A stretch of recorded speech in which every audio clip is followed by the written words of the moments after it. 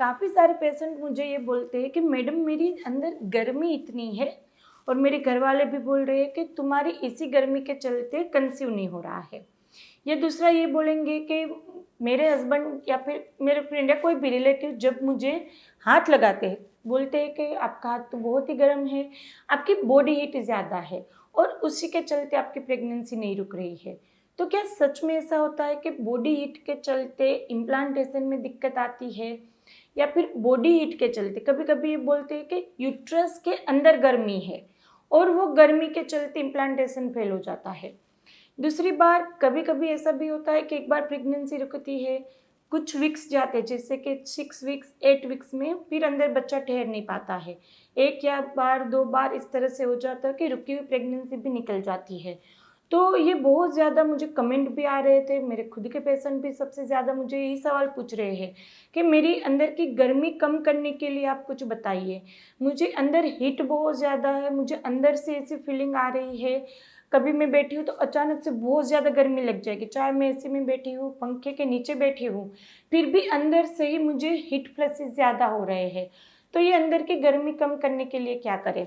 देखो, यहाँ पर हम 2 होम रेमेडी बताने वाले हैं। यदि आपको वो बॉडी हीट ज़्यादा लग रही है तो आप वो 2 होम रेमेडी फॉलो करेंगे, आपको काफ़ी हद तक वो बॉडी हीट कम हो जाएगी।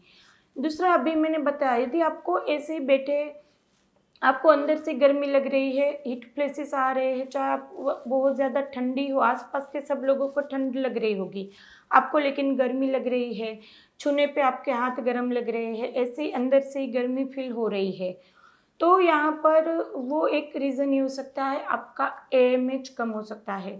ये सब सिम्टम मेनोपॉज के हैं, यानी कि ये सिम्टम आपकी मम्मी को भी आप बताएंगे तो वो फील करते होंगे, जब पीरियड जाने वाला होता है तब वो सिम्टम फील करेंगे। तो यदि आपको हीट ज़्यादा लग रही है, फ्लैशेस ज़्यादा आ रहे हैं, तो अपना एएमएच एक बार चेक कराइए, आपका एएमएच कम होने के चांसेस ज़्यादा रहेंगे। तो यदि आपका एएमएच कम है या फिर एएमएच बहुत ज़्यादा हाई है तो भी आपको सेम सिम्टम रहेंगे। तो ये बोलते हैं कि प्री मैच्योर ओवरियन फेलियर, ऐसा बोलते हैं, क्योंकि अभी एज वहाँ पे जो प्रेगनेंसी कंसीव करने की एज हमारे मम्मी के टाइम पे 18-20 थी। जैसे 18 की 19 की एज में शादी हुई, 20 तक उन्होंने कंसीव कर लिया, दूसरा बच्चा जब 22 तक आ जाएगा, 25 तक तो उनकी फैमिली कंप्लीट हो जाती थी, चाहे 2 या 3 बच्चे हो, 25 तक वो कंप्लीट हो जाती थी। 2 प्रेगनेंसी के बीच के भी गैप वहाँ पे कम थे। अब तो एक प्रेगनेंसी के 5 साल 8 साल बाद सोचेंगे कि दूसरे बच्चा अकेला पड़ गया है, अब दूसरी प्रेगनेंसी करनी है, तो ये भी गैप वहाँ पे बहुत ज़्यादा हो गया है। तो बीच में वहाँ पे बॉडी को ऐसे सिग्नल मिलेंगे कि अभी कंप्लीट हो गई है, यहाँ पे इनका जो फैमिली प्लानिंग था वो कंप्लीट हो गया है, तो अभी पीरियड की ज़रूरत नहीं है। तो जल्दी जल्दी सबके एएमएच कम हो रहे हैं, जल्दी जल्दी प्रीमेच्योर ओवुलेशन फेलियर हो रहे हैं। तो एक तो इसके चलते भी कभी कभी ऐसा होता है एएमएच, मैंने सबसे पहला ये बोला कि यदि आपके साथ ऐसा हो रहा है तो अपना एएमएच आप चेक कीजिए। दूसरा, उनके साथ ऐसा हो सकता है जिसको पसीना कम आता है, जिसको पसीना बहुत ज़्यादा है, यानी कि पूरा दिन उसका पसीना आता रहेगा, उसका बॉडी टेम्परेचर, हाथ वहाँ पे रखेंगे ठंडा लगेगा। जिसको पसीना बिल्कुल नहीं आएगा उसका आप वहाँ पे हाथ टच करेंगे वो आपको गर्म लगेगा। तो दूसरा रीज़न ये हो सकता है। और तीसरा कभी रहता है, आयुर्वेदिक दृष्टि से देखा जाए तो तीसरा ये रीज़न रहता है कि कभी कभी अंदर से ही वहाँ पे हीट ज़्यादा रहती है। तो वैसे देखा जाए बॉडी टेम्परेचर आप मेजर करेंगे किसी भी हर एक आदमी का, वो 37 ही होगा।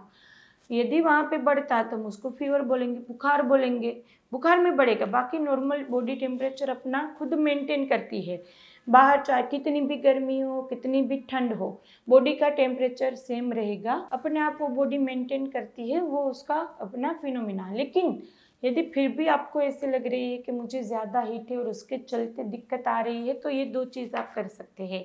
एक तो सौंफ मिश्री वाला पानी ले सकते हैं, रात में 1 गिलास पानी लीजिए, सौंफ भिगोए, थोड़ा मिश्री डालिए, सुबह में वो पानी पी सकते हैं, छान के भी पी सकते हैं, सौंफ भी अच्छी लगेगी, चबा के खा सकते हैं। ऐसे ही बाहर की गर्मी ज़्यादा है, आप अभी इस कंट्री में, आपकी कंट्री में, आपकी एरिया में ऐसा है कि बाहर धूप ज़्यादा है, तो आप धूप से आते हैं वापस और ज़्यादा आपको गर्मी फील हो रही है, तो एक ठंडा ग्लास पानी लीजिए, उसमें सौंफ का पाउडर डालिए, मिश्री पाउडर डालिए, थोड़ा नींबू डाल के शरबत के जैसे करके पी सकते हैं।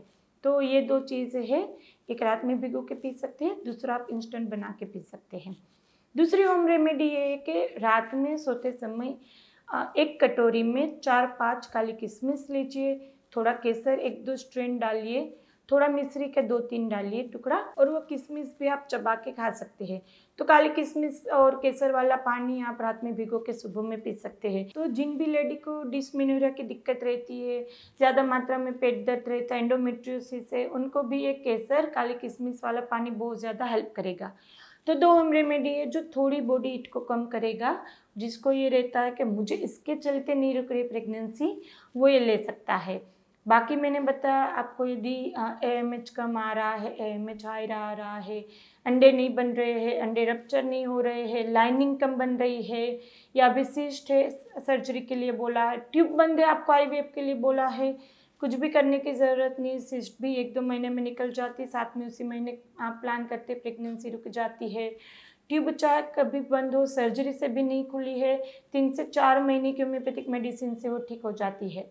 AMH कितना भी कम हो, डोनर के साथ IVF बोला हो, कुछ करने की ज़रूरत नहीं। AMH चाहे 0.1 तक भी हो, 0.01 तक हो, वो भी बढ़ के कुछ ही महीने में आप नेचुरल प्रेगनेंसी कंसीव कर सकते हैं। हस्बैंड की रिपोर्ट कितनी भी कम हो, आप वहाँ पे 0 तक हो, हस्बैंड की रिपोर्ट 4 से 6 महीने में ठीक हो जाती है। थोड़ी बहुत कम हो, विदिन 1 to 2 मंथ हस्बैंड की रिपोर्ट ठीक हो जाती है। तो हस्बैंड की रिपोर्ट के चलते IUI बोला हो, करने की ज़रूरत नहीं है। तो आपका चाहे कितना भी रिपोर्ट ख़राब हो, ऑलरेडी हिस्ट्री हो जहाँ पर आपने सर्जरी IVF किया हो, फिर फेल हुआ और आप अभी होप छोड़ चुके हैं कि सब तो हो गया, अब क्या। आप हमारे फीडबैक देख सकते हैं, कितनी भी दिक्कतें हो, चाहे IVF फेल हुआ फिर भी मेरा विदिन फ्यू मंथ कंसीव कर जाते पेशेंट, तो आप वो देख सकते हैं। आप हमारी टेलीफोनिक अपॉइंटमेंट बुक करा सकते हैं, चाहे वर्ल्ड में कहीं भी हो। टेलीफोनिक अपॉइंटमेंट की सुविधा हम जो मेडिसिन लिखते हैं हर जगह पर मिल जाती है, ऑनलाइन भी मिल जाती है। तो आप हमसे टेलीफोनिक अपॉइंटमेंट बुक करके कनेक्ट कर सकते हैं। बहुत अच्छे से होम्योपैथिक मेडिसिन से आप इनफर्टिलिटी ट्रीटमेंट कर सकते हैं।